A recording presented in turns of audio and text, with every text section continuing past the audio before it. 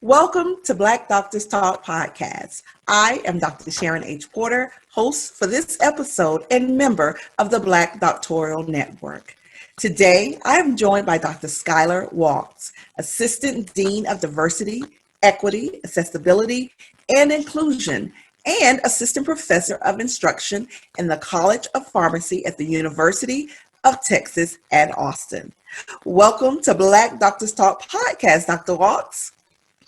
Thank you so much for that warm introduction, Dr. Porter. It's an absolute pleasure to be here. I'm looking forward to connecting with everyone. Awesome. First, I would love for you to start by telling our viewers and listeners a little about your background. Where does your story begin? Well, I think I'm like so many of us. I have a beautiful and also complex story, but in the best way. So I like to claim that I am someone who is able to hold the space of more than one home. I was born in Florida, but I grew up between Texas and New York City.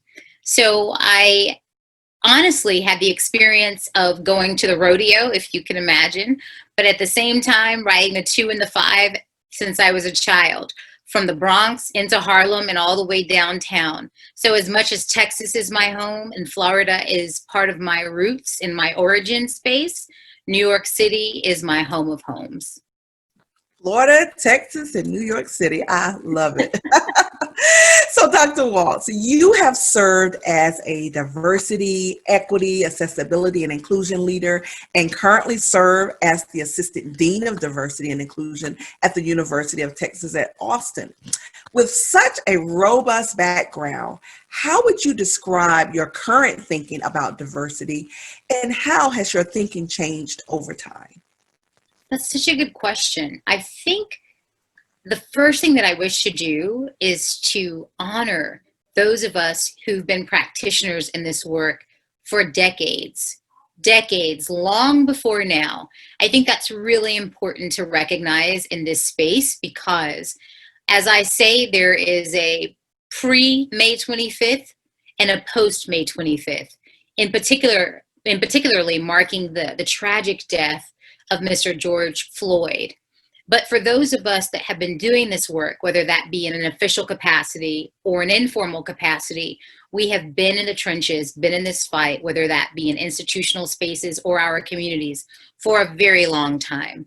So one of the things that I consider myself to do pretty well is to find connections across not only institutional spaces, but across community spaces, across affinity spaces, across academic spaces, because one of the things that I know is whether or not folks are credited with doing this work in an official capacity, there are many who are impassioned about it and want to be those who contribute to the transformation and change that's required of us. And so I think for me, this work is not so much an assignment as it is indicated in my title, as much as it is a vocational charge. Wow, I love that. And not only do you serve in higher education, but you also have a master's degree in early childhood education. The concept of diversity takes various forms. Research has shown that advocating and exposing children to diversity requires active promotion. What effect does a lack of racial and ethnic diversity have on children? Well, that's such a great question. And I think one of the things that's imperative for all educators, and that's inclusive of parents, because I firmly believe that our parents are our first educators, right? And particularly in Black, Indigenous, and people of color communities, our community members are also some of our first educators. So to me, I think one of the most affirming things that an educator can do in whatever role or capacity they serve is to affirm identities. To affirm the identity is to affirm the existence. When we don't do that, we render individuals, whether they are children or adults, quite frankly, invisible. And when you render an individual invisible, it means that you're telling them that they don't matter, that their experiences don't matter, and quite frankly, their lived reality isn't worthy of acknowledging. That's very powerful. And even though children may not have the jargon or the discourse to be able to articulate the feeling of diminishment that accompanies that rendering of invisibility, they express it in different ways. That might be with low self-esteem.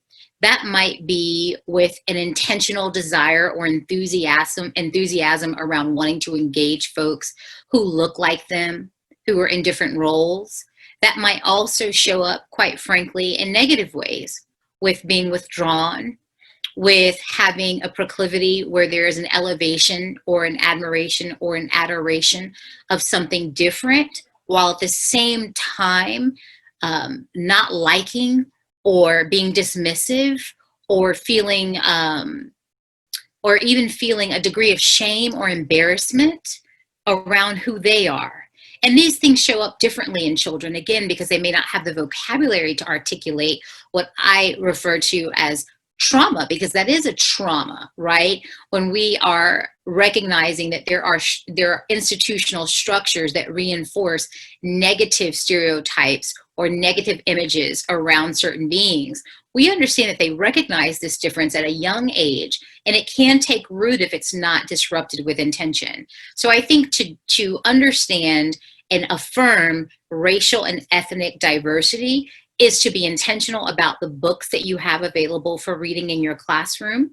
It's to be intentional about learning your students' names and not simply asking them to go by a nickname because you can't pronounce their name or it's too long for you, or to even put the burden or onus on the child to say, where did you get that name from? That's a weird name. That sounds very differently than saying, what a beautifully unique name.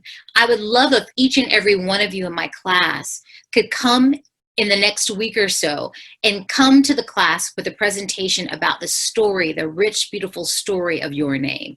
That's very different than affirming monosyllabic names that are essentially more Eurocentric in nature and embarrassing or contributing to a sense of shame about a different or ethnic name. So I think that's one way to do it. And as I shared before, making sure that we have books that capture different stories and that we don't elevate one type of story above other types of stories. Because even though that may not be the intent, that is often the impact, that when we do that, we are saying that one type of reality is worthy or valued and the other type of reality is not. And usually there's guilt and shame associated with that at a very young age for learners. As a K-12 educational leader, I truly appreciate that insight. Thank you. Absolutely. So can I add one more thing to that? Sure, absolutely.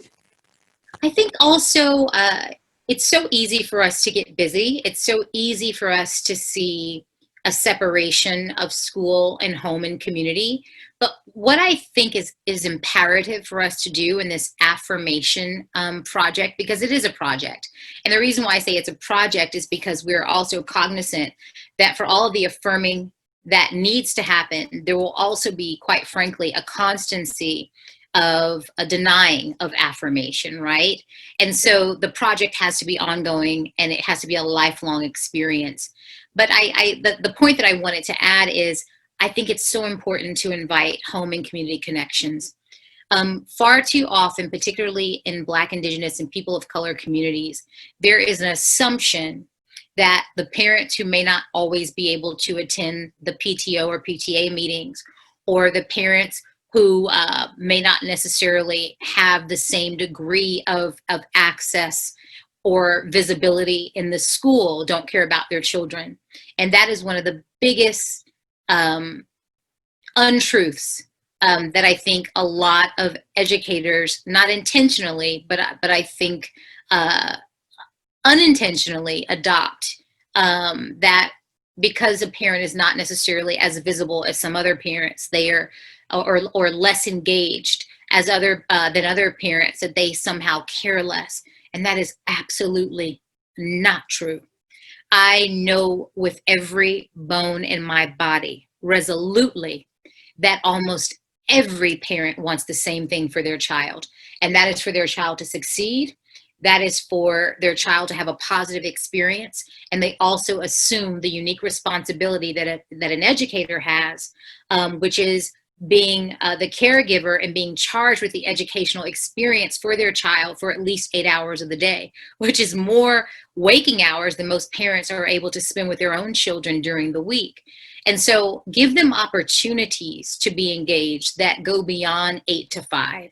Give them other opportunities to demonstrate their care that go beyond showing up with cupcakes or coming to every PTO or PTA meeting. Make sure that you as an educator also create and design pathways for engagement that support a parent with a non-traditional schedule or work schedule, so that they can engage. Thank you for that addition. Thank you. So there is a great debate regarding how prejudice and bias is created. What are your thoughts on the origin of one's particular prejudice and or bias? And also, what are the causes and consequences of prejudice, and how does an individual's response to it reveals his or her ethics or values? Well, I think one of the first things we have to recognize is these things are not inherent.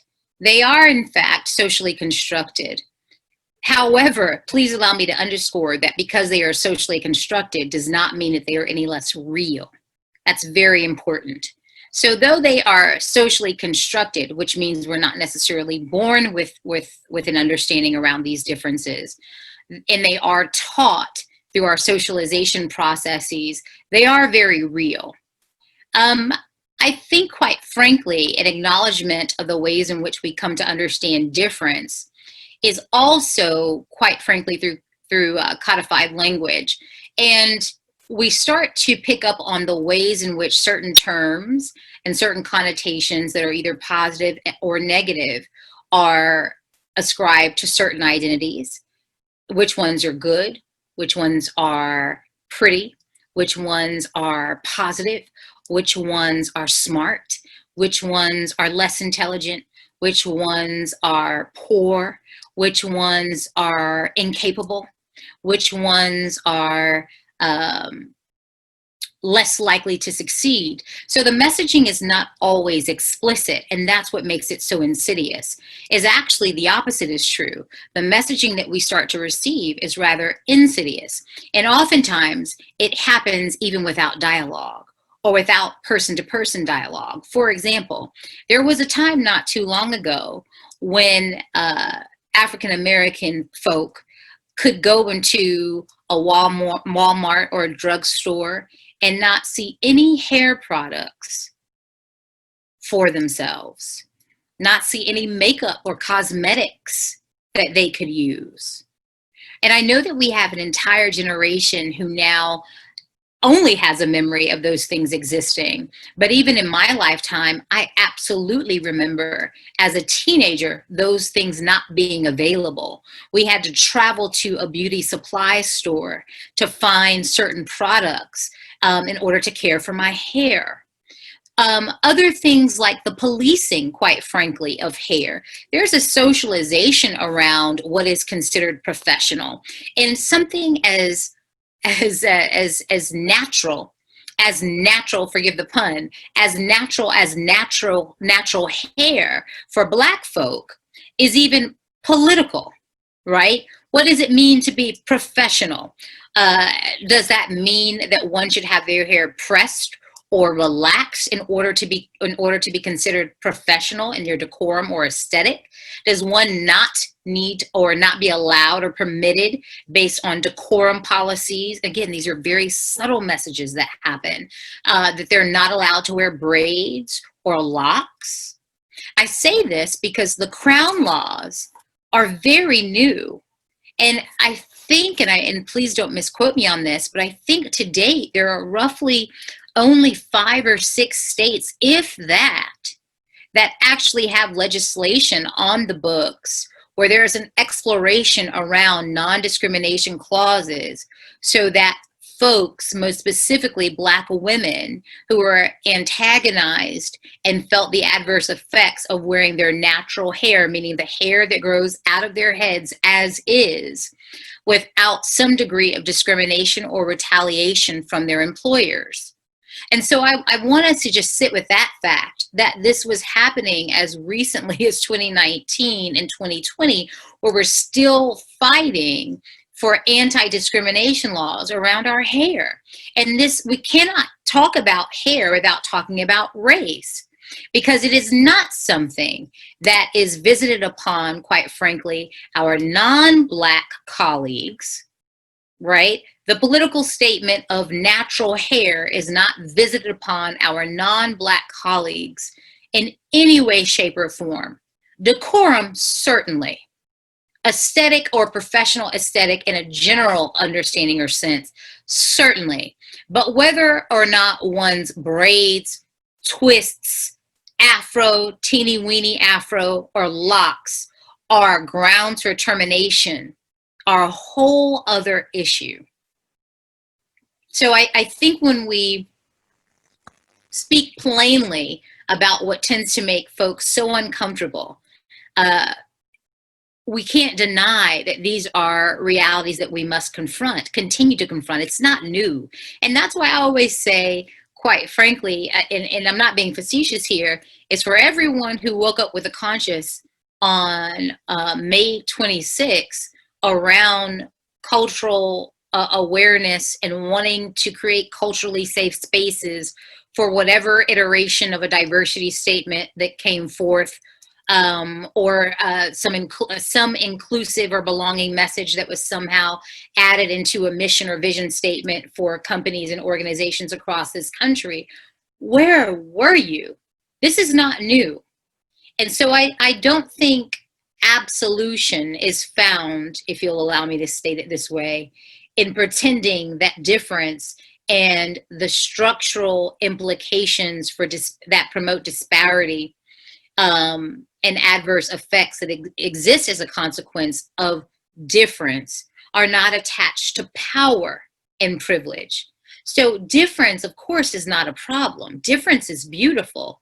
However, we also have to recognize that as beautiful as difference may be, there is also a very clear attachment to certain identities that are experiencing more privilege and other identities that are experiencing more oppression. This is not new, this is not imagined, and quite frankly, training and teaching other folks about critical race theory and diversity education is not somehow going to create the problem. What it is doing, however, is it's forcing conversations that should have been happening, that need to happen to generally move from the sentimentality around inclusion into the activation of inclusion and equity. And therein lies the difference. So if we pretend it away, it doesn't mean that it doesn't exist. We still need to work to unveil it. Awesome. Very valid points. Thank you. So social justice is both a process and a goal. Equity, access, diversity, participation, human rights, all are key principles of social justice. What should be our measurable goals around these principles? Well, I'll be very honest with you. I think one of the greatest challenges around diversity, equity, accessibility, and inclusion work is that they're not so clearly measurable. One is because they are largely subjectively experienced. Again, that doesn't mean that they're not real, but they're experienced in different ways by different people. So because we have, quite frankly, experiences that are subjective, we are then informed by those experiences. And so to try to put a prescribed methodology around assessing diversity, equity, inclusion, and justice work and accessibility work is really difficult when you're talking about operating at the transformation level. At the compliance level, this is pretty easy, right? And unfortunately, that's where most organizations live. They live at the compliance level. In other words, they live at just not breaking the law. Let's not be in violation of the basics. Let's not be in violation of Title IX. Let's not be in violation of anything that EEOC would define as discriminatory in nature. But that's not acceptable because that's not enough. Of course, we shouldn't break the law. So we have to move beyond compliance into transformation. And what does that look like? Well, that looks like personal and self-interrogation. That's what that looks like. And sadly, I think that's where so many folks stall, because a lot of people, particularly those who have experienced a degree of privilege around their social identities for so long, have become very comfortable in that blissful ignorance. And I don't say that to be disrespectful or hurtful in any way, but there is something blissful around being ignorant about something that is causing others harm.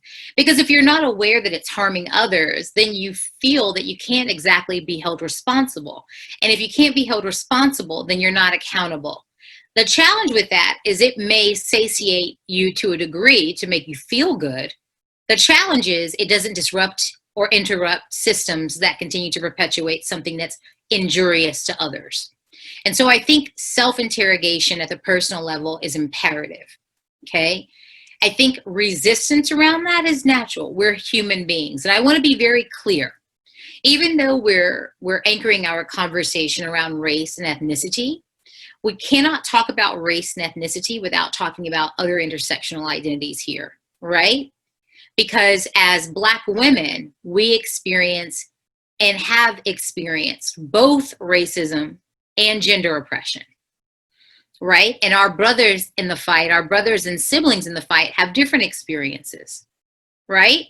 So, for example, a cisgendered man who identifies as Black, even more specifically if he also identifies as straight, has experienced oppression, undoubtedly.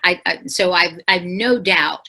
But are they able to relate to homophobic oppression? Are they able to relate to patriarchy or misogyny, gender oppression? Not in the same way.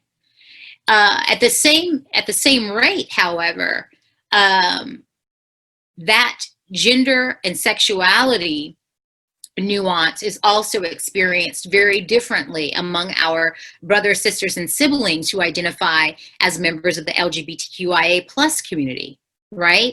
So as a cisgendered Black woman, that's the way I self-identify, I know what it's like to experience sexism.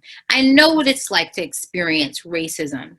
I do not know what it's like to experience homophobia. I do not know what it's like to experience transphobia, right? As a temporarily able-bodied person, I do not know what it's like to consistently or with constantly experience ableism, right? Or oppression as an individual who lives with a disability. And the reason why I say temporarily abled is because I have experienced disability, but it's been temporal, right? In terms of my physical space, in terms of physicality. However, as my grandmother used to say, just keep living. So I like to remind folks that even though we may not give any consideration to the experiences of individuals who have a disability because we have the privilege of embodying an able-bodied existence, we don't know what the future holds as we age, as we may experience certain types of illnesses that could influence the way that we move around in the world or access the world, because it may not even be an issue of mobility. It may be an issue of access. And also, quite frankly, the fact that this is the Black Doctoral Network means that just by distinction of credentials, we are also, though we are experiencing all of those oppressions, we are also experiencing a high degree of privilege afforded us by our education and our credentials, right? Particularly in the academy. And that's something that may unnerve a lot of folks and they may disagree with, but I have to call it as I see it. And the reality is does it make a difference in some spaces when they see a PhD or an MD or a PharmD or a DDS, whatever it may be, but after your name? Yes, it does, in terms of class and in terms of expectations that are associated with those credentials. Yes, it does. So we, again, and those of us who are working in academic institutional spaces, although those spaces can be very colonial and oppressive in nature, and they are by design, because quite frankly, with the exception of HBCUs, they were not designed for us to be there, and certainly not designed for us to prosper and thrive there. However, we are there, and we're essentially being paid to think. That, and now I'm not trying to be reductive in my thinking or reasoning here, but there is something very different, because we know a lot of folks in our families who we love and we adore and we respect and we learn from don't have the privilege of sitting in an AC office. So we may complain about having to share an office. We may complain about not having the biggest office that has matched our title or our predecessor's title, but we're still in an office for most of us. When I'm sure not many of us are at all far removed from family members, aunties, cousins, uncles, fathers, mothers, grandparents that were not even in offices. Or if they were in those spaces, they may have been doing domestic work or custodial work. And so I do think that there is a humility, quite frankly, and I hope this is received with the compassion that I intend.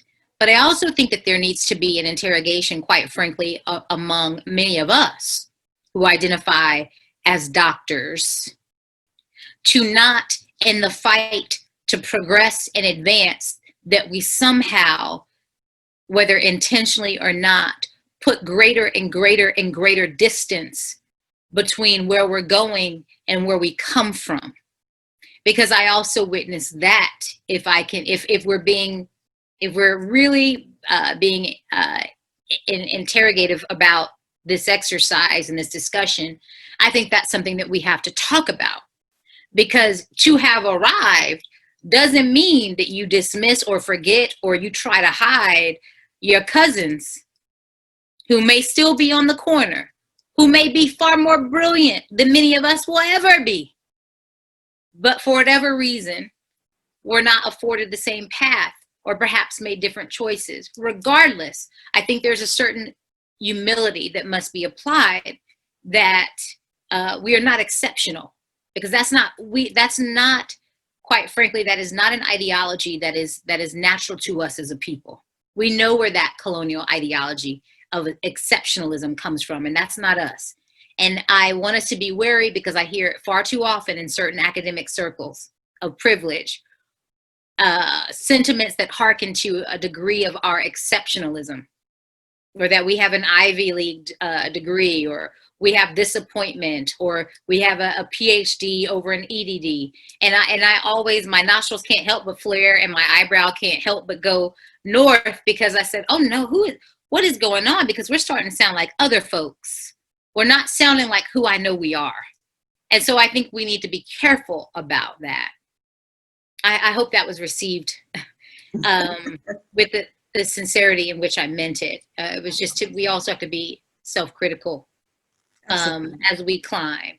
Not only received, but much needed. And it sounds like there is a duty and a responsibility that we hold with these titles to really, and you really communicated it most eloquently. So thank you. Thank you so much. Absolutely. So Dr. Walkes, according to the National Association for the Education of Young Children, an anti-bias curriculum is based on the educator's deep belief in a system of justice and equality for all people, giving each child the opportunity for achievement. How does an anti-bias curriculum affect relationships within parents, students, and practitioners? Well, first of all, shout out to NACCE. I presented at NACCE, oh my goodness, many, many years ago. I remember when the conference was Atlanta. So, and for those who don't know, I'm in post-secondary ed now, but I am also an early childhood educator and a secondary educator. So here's where I'm going to push back. There is no such thing as an anti-bias destination. Bias is something that we have to live with. It is something that we all have. It is something that we wish we didn't have, but it is something that, again, we've all been socialized to have around different social identities. So for me, the destination or the end goal is not to arrive at some imagined resolution of having no bias, because then you're not being realistic. And if you're not being realistic around what in fact we possess through the sheer socialization of our processes and our lived realities, then you then cannot target what needs to happen in order to dismantle the way that biases can show up in structures, right? Widening the chasm, creating broader disparities, and also doing that under the guise of, I see everybody the same, right? We know that that doesn't exist. So rather than say an anti-bias curriculum or adopting an anti-bias philosophy, what I would challenge educators to adopt is a reconciliation of bias awareness. Notice I didn't say explicit or implicit, because I understand the science of the two very well, but I also don't believe that some things or some biases that folks would render as implicit are necessarily implicit.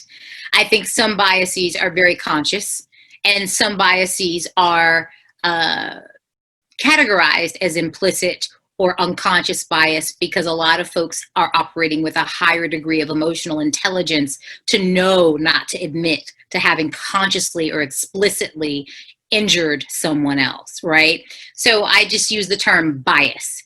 So I think there has to be a reconciliation of bias or an awareness of biases with disruption activation. I think if we reconcile those two, then we're headed in the right direction. And what I mean by disruption activation is that if you have biases awareness, that means you're aware. But if you also are seeking to bridge that gap with disruption activation, you're also assuming a responsibility and accountability around saying, now that I know better, I'm compelled to disrupt it. And to disrupt it, I have to activate around the disruption. Because the other piece that happens when we think it can only exist in the curriculum, which is also very dangerous, by the way, it has to exist in the curriculum, and it has to exist in the individual educator's teaching philosophy, and it has to exist in their own personal development and interrogation, and it has to exist with an understanding that by disrupting, they will be assuming some risk that may make them less proximate to the reward of privilege.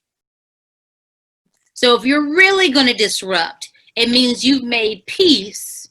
And it's not easy to come to this. And that's why I think we need to name it. When you've really made peace that you're going to reconcile your biases awareness with disruptor activation, you are already aware that there's some folks who aren't going to be able to come to Thanksgiving this year. You have already made peace that I remember so-and-so said that on that shopping trip or that conference when we were in the same hotel that day, having drinks or eating dinner. And she's an administrator who gets to decide my promotion. And because I have to correct her because I'm doing my disruption activation or my disruptor activation, I realize I might risk having to wait to go before the committee again next year. That's where it becomes more complicated, Dr. Porter, because a lot of folks understand bias. They understand bias. A lot of folks understand what it means to disrupt. But where the impasse is most folks only want to disrupt and activate around disruption as long as they don't risk assuming some of the privileges that come with not disrupting levels of comfort and security. So if you know about redlining, right, and you know about gentrification, does that mean you're going to opt out of buying a house that's $2 million? Or excuse me, let me back up. Buying a house that you're getting for $50,000, tearing it down, building another house that's $700,000, knowing that the property taxes for your neighbors is going to go through the roof, and then you have the audacity to have in your yard, in this house, there is no illegal immigrant. In this house, Black Lives Matter. In this house, I hope you smell what I'm cooking, because for those of us who work in institutional spaces and communities with a lot of folks who believe themselves to be liberally and anointed with an understanding around equality, they struggle with understanding the sacrifice that comes with activating the disruption. Activating the disruption means if you can really afford to not disenfranchise the folks who lived in the neighborhoods when they were infested with crack and impacted by various epidemics around crack and heroin, etc., and crime, because they stayed and they didn't have a choice except to stay, and they didn't leave. Now that these are the hip places and folks are returning from the suburbs back into the cities, are you activating by not moving into, and I don't want to get on my soapbox here, but are you actually activating the disruption by not opening a coffee shop in the boogie down where you're serving a $7 latte and then you're selling BLM coffee? Those two things to me creates a great deal of cognitive dissonance, right? Because I know back in the day, I can go to the bodega and get a 50-cent coffee. But now, since there are an influx to a lot of boroughs, and most specifically a lot of communities in our urban areas, where our Black and brown folk are being pushed further into the margins, because a lot of folks understand that they want to be in the city again. They want to be in areas that are more affordable. You can't claim, you cannot, let me end with this. You cannot self-identify as an ally. You have to be, what I like to say is you have to be knighted or anointed as an ally by the folks that are experiencing the oppression. So as an individual who believes in fighting for equality, equity, and the elevation of all voices and amplification of all voices for my LGBTQIA plus community, I cannot say I am an ally, right? Because I have the privilege of being a straight woman. I have to be given that title by my siblings in the community who feel my disruption activation or my disruptor activation is worthy of that title. And that means disrupting it even in spaces and places where my LGBTQIA plus siblings are not present, right? So am I assuming a degree of risk by being excommunicated possibly from certain spaces if I do that? Absolutely. But that's what I mean by assuming a risk. Are you really willing to do that? And so if you're really willing to do that, you will understand that if you invite some parents into your classroom, now, you know, I took the long way around, Dr. Porter, but we're getting there. If you're really interested in doing that, as an educator, you're not only going to integrate your curriculum, but when it comes to bringing in your parents, you also can't take everything personally. And you also have to understand that sometimes our parents are engaging us with very recent memory of injury, past feelings of being dismissed, past histories with institutions that did not support them. And that is going to be brought more often than not, because we're human beings, into their interpersonal exchange with you. But if you are truly a servant of humility and you're really trying to advance equity, access, belonging, and diversity in a way in which all community members can participate, you understand that your ego has to be left at the door. And so that sometimes you just have to say, I receive that, and I'll do my best to do better next time. But I want to invite you to the conversation as often as you'll allow us to engage. Sometimes that's all you need. Absolutely. And one of the most impactful points that you made that I necessarily have not really heard that side of it is that you can't self-identify as an advocate, that you have to be anointed for that. That's really powerful because I think we fall into that trap a lot of times. And so a very valid point. Thank you for that. Thank you. Absolutely. So how does a dominantly white culture affect our schools and classrooms? In what ways do students experience these effects? We know that this is one of the issues across our country. I think I'll put it this way, because I don't want to speak for everyone. We are not a monolith, right? But I don't know too many BIPOCs, Black, Indigenous, and people of color communities. And you'll hear me say that not because it is a trend, but for years I've always resisted saying people of color communities to include the experiences of Black folks as well. Certainly there is overlap, but there are also, quite frankly, in terms of policy, in terms of law, in terms of the history, our experiences are different.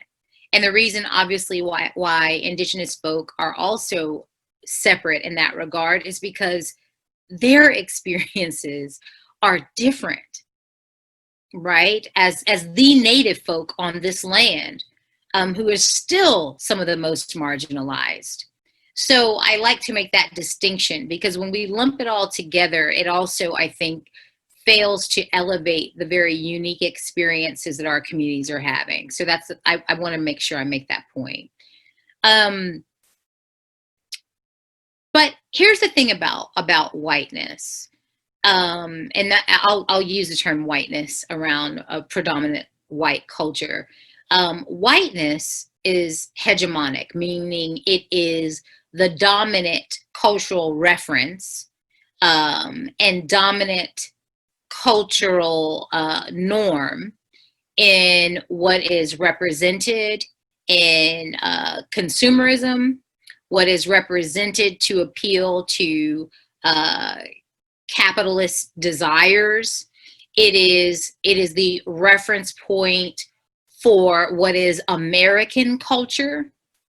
And so I think that's very important, because when we talk about assimilation, quite frankly, not since the last wave of immigrants from Europe have there been any discussions around white folks assimilating. And even then, those folks that assimilated into American culture became white. So one of the things that I never use the term assimilation for that reason, because it is actually a euphemism that means to become white. To assimilate to being more American means that you are diminishing aspects of your culture, aspects of perhaps your ethnic identity, and the very clear social or cultural markers that make you so, in order to become white. So let's be very clear. There were at least 4 different ethnic groups that became white, okay, and are now white. So when we talk about hegemony and predominant white society, we apply that without an insistence of unveiling the very common denial, which is that white folks aren't aware of white supremacy or white privilege. Because when we look at history, and this is not my sentiment, we just don't have the time for me to start citing everything and rattle off all kinds of books.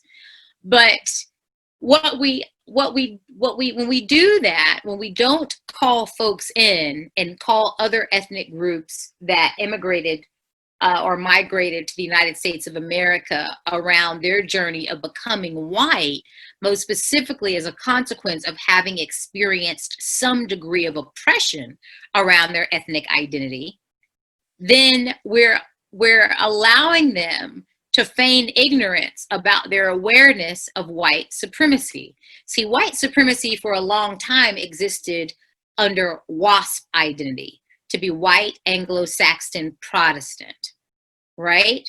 But that has since evolved to be more inclusive of whiteness.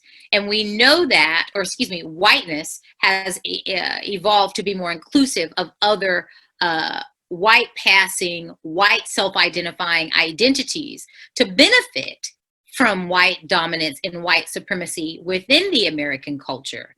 And that's a distinction that I think has to be made. That's why a lot of folks have changed their names.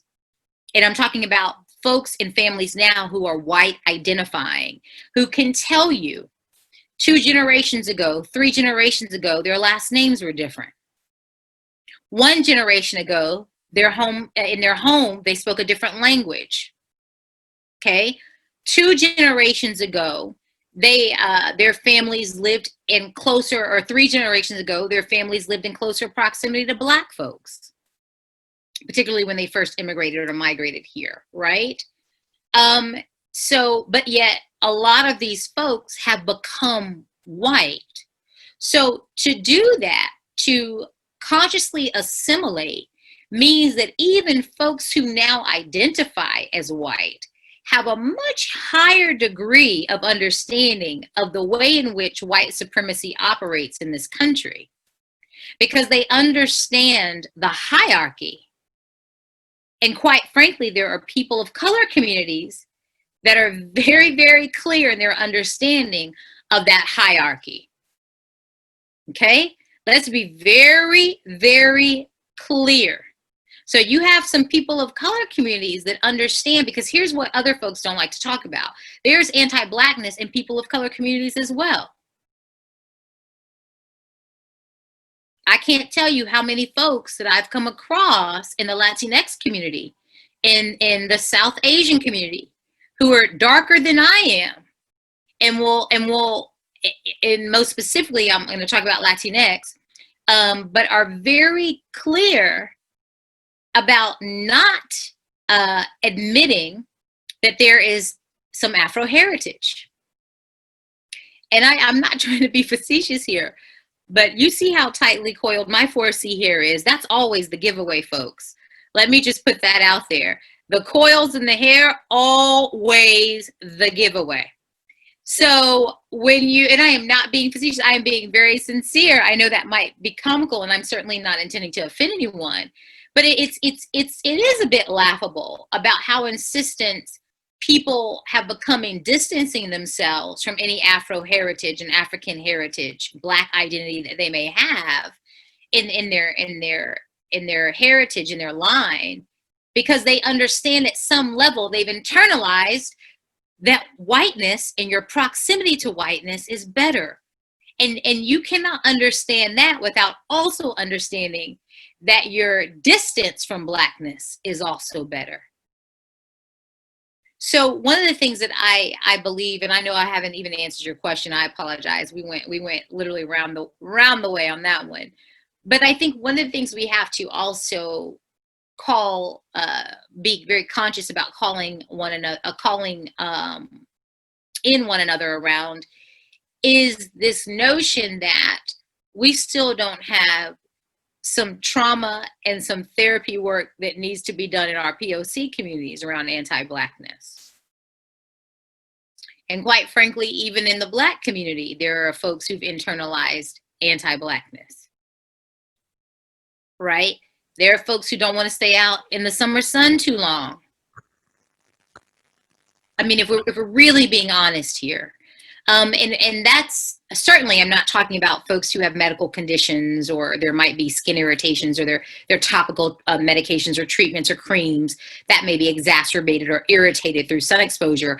I'm talking about the very casual, almost comical, but all too commonplace statements about, you don't want to get dark now, get in the shade, or, ooh, you've come back and you've gotten dark, right? What does that mean? What does that mean? And there are a lot of folks who are wearing dashikis in the community who love their natural hair, but do not want to get dark. So I also think we have to be honest. So you remember I opened with step one is self-interrogation. There has to be a personal level of self-interrogation. There has to be a constancy of these things. And I am not above reproach. I too make sure that I am constantly interrogating myself around certain things, right? I'm asking myself, why do certain behaviors and why not do others, right? Or you know, why might I feel more comfortable in certain spaces and less comfortable than others? You know, these are things that we have to. That doesn't mean that when you're interrogating yourself, it's not even always clearly threaded with a desire to be white. That's not what I'm saying. I'm saying sometimes these things are influenced by classism, and we internalize that, or we believe because we have a certain degree of education, even in the Greek community, we have to be very honest that there's work to be done there. I know even in a lot of BGLOs, in a lot of D9 communities, there is some elitist gatekeeping that happens in that regard.